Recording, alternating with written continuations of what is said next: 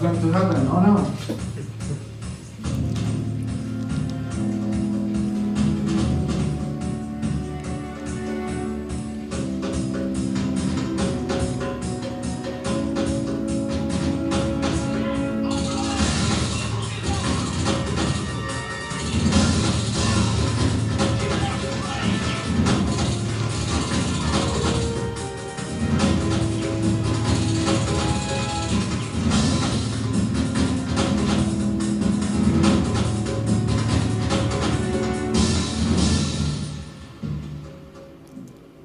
That's like the calm down cue in the end. Okay, that's good. Bye. Okay, so that's an example of the cue system. Another thing you can do is use of stingers. Stingers is also little cues of music, but they go on the music that already exists in the game. So if you have something that happened in the game very special, or you want to make it a little different in the game, so we'll have another little cue that will go on the music. So it could be without sync, if the music is very ambient and it doesn't really have something that should be synced in, the stinger can come in any time you want. But if the music is like a regular music, I don't know, like Angry Bird or whatever, you want the stingers to come and to go with the music and to feel right with the music. So the stingers need to know in what part of the music you are in terms of harmony and rhythm and whatever, and to fall together with the music. So this is something you can do very simply in the adaptive music softwares. Okay, so this is an example.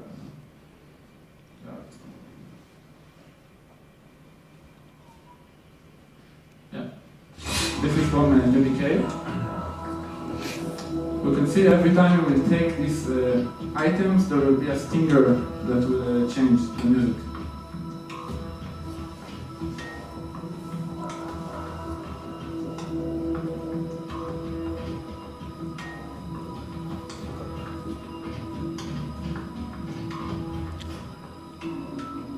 This is the item.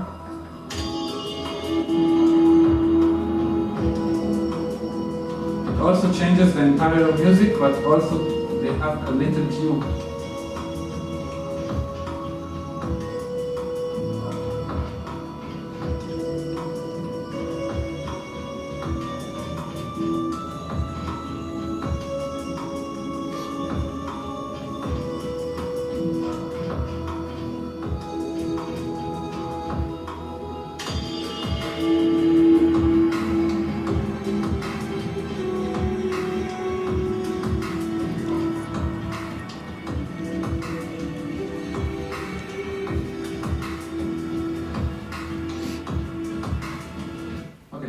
Idea.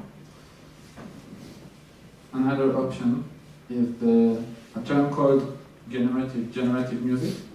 This is something a little different from what I showed until now.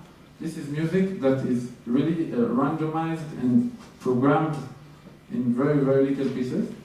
You can make like choose a random tone or note to be, and to tell it every time to be like, could be between 2 to 5 seconds randomly and to sound the note, and you can make it like 10 of those notes to be randomly sounded, and this will make like a very different music every time because it's totally random, all of the notes and the keys are random, but it can be sometimes very annoying, or if it's too random it will be very, very strange. But what's nice in it is that it's a never-ending experience, it will never be the same. I will show you one example of the two examples I have. There's a lot of softwares to do that. There's a software called Max MSP, and it can work with video games. Yeah.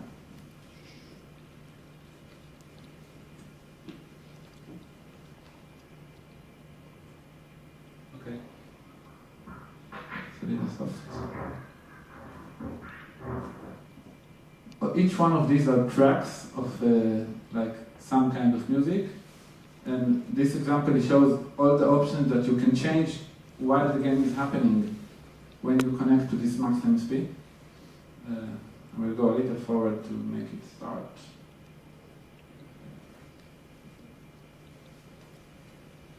And see all the stuff working and making it random. Oh, but we have no sound. Yeah. Yeah.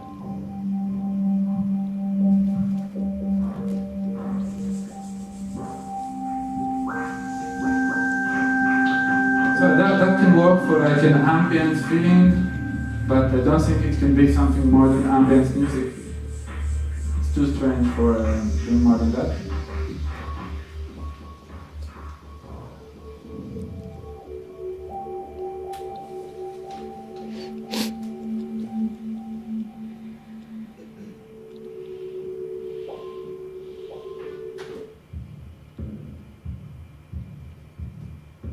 You can also have drums inside or whatever. And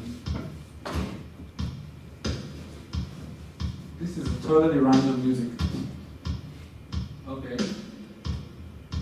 So yeah, this is generated music, another option. And one more that I found very, very nice, and I hope you know this game that I will show you. That's like making the music go according to the game, but in kind of cheating, because if you make like a side scroller that you all the time need to run and you cannot stop, so you can make a music that will go with whatever you do, like I showed you at the beginning, because the music will always be in the same timeline of the game. This is like, you need to design the entire game to be according to this, like in musical games as Guitar Hero, but you can also do this thing, and I like this example very much.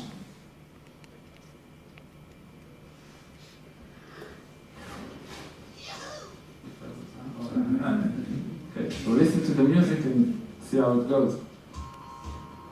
If you don't play according to the music, you will just die.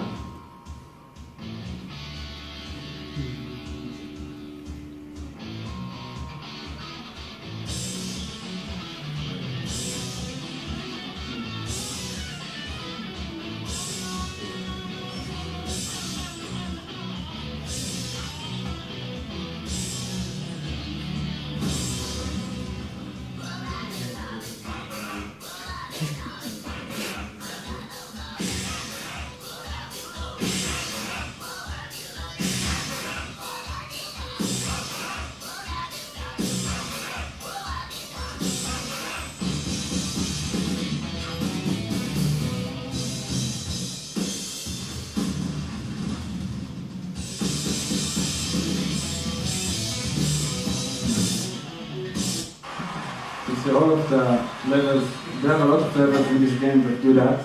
They call them musical levels, I love them. Let's see if you recognize the music here.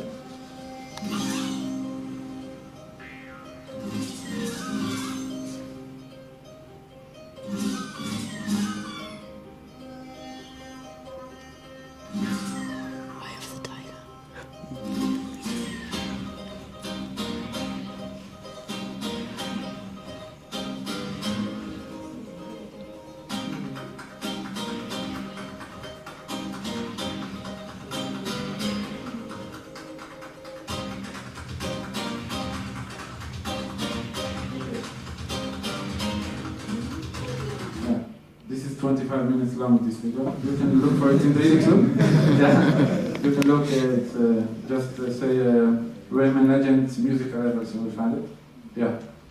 So, all the techniques and the technologies that we can make adaptive music, you should copy this if you want to know how to do it. So F mode and double wise, these are the most used and common used softwares to make adaptive music. I know that F mode, you should know that, changes in the last month. They made it free for independent developers, so this is very cool. Until now it was about $1,400. Now it's free for English, so it's very cool.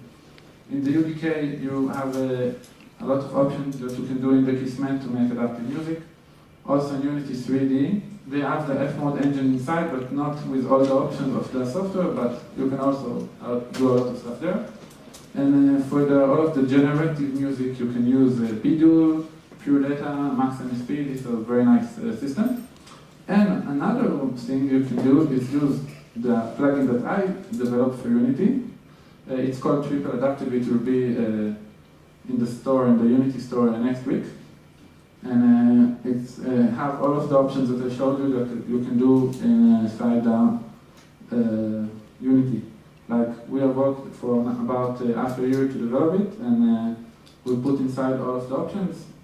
I will show you maybe a little of the video that we made to show what this plugin made of.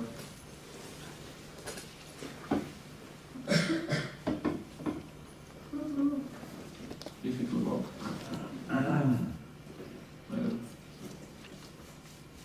Okay, I guess it's not working, so never mind.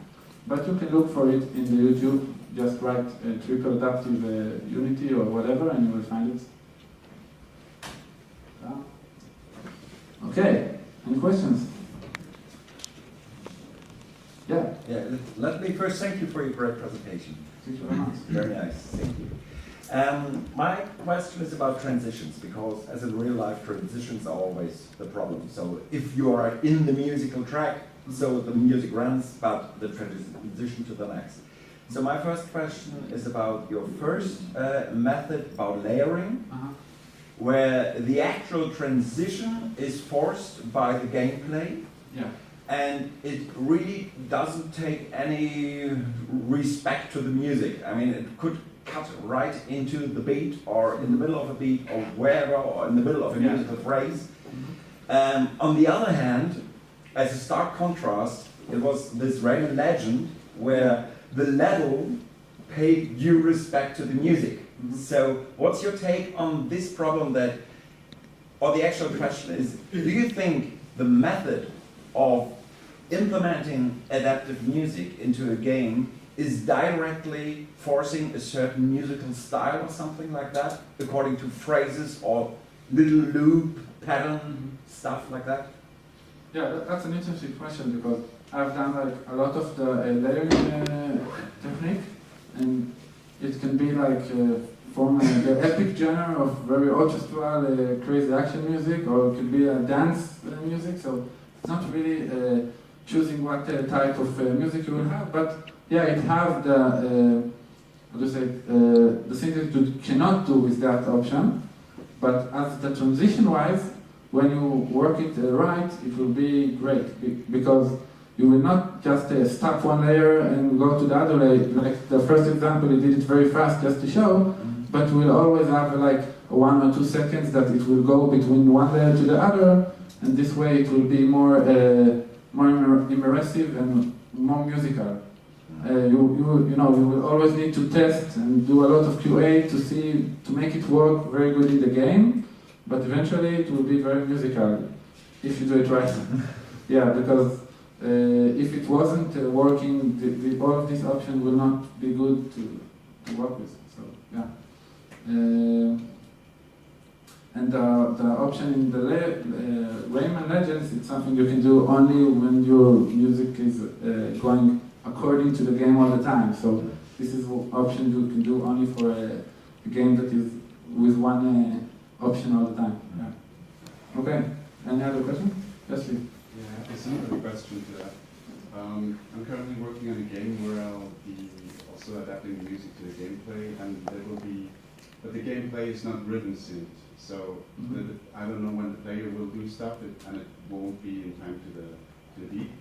Okay. And I was wondering, you showed this stinger example, and but in the video it seemed to me like the player picked up the stuff in time to on the one of the beat. It seemed to be, and I was wondering, do you have any experience how that tends to work in when it's not exactly the same. Yeah, when it happens. Yeah. So for example, in the Unity plugin we made, the option of the stingers, you have all kinds of options you can do. You can choose like a stinger that will be in the according to beat sync, and you can have a different stinger for each one of the beats. Like if you have 4 beats, if you measure, if you know in which one of the beats you are, and we have a different stinger that goes with that beat. That way, the maximum you will have to wait between the moment the stingers need to start until the stinger starts, it will be like half second maybe or something. So that will be very synced. And we also made like, you can separate all of the parts of the music. Like if the music have 4 chords going in loop, and you can have a different stinger for each one of the chords, and this way it will also don't need to wait, and it will all be in sync. So yeah, you have those options. Yeah. Do you have an experience what it tends to feel like for the player if, or what you do is with the stingers is the player does something and then with the short delay, but you minimize that delay by having stingers. Then comes the stinger. Do you have experience what that's like? Or do you adapt? I guess you have to adapt the stinger to the delay, so it makes sense. Yeah, for the delays to make it sense with the music, with the loop of the music that's going in the background. So yeah, the player, I think, he will not feel that delay because it's a very short one. If it will be like 4 seconds to make it, you will not know that it's connected to the event that just happened. But if it's like a half second of something, you will feel it. It's not a sound effect. That's the difference between a sound effect and a stinger, because the sound effects most of the time it will be like in the same time you take it, but that's for another use. Yeah. Okay. Anyone? Okay. So, thank you very much. Yeah, if you want, I can ask you.